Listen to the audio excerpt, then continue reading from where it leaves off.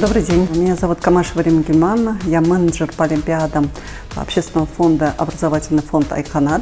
На встрече с нашими партнерами компании «Едукон» обсуждаются вопросы результатов первого тура 9 класса за 2020-2021 учебный год.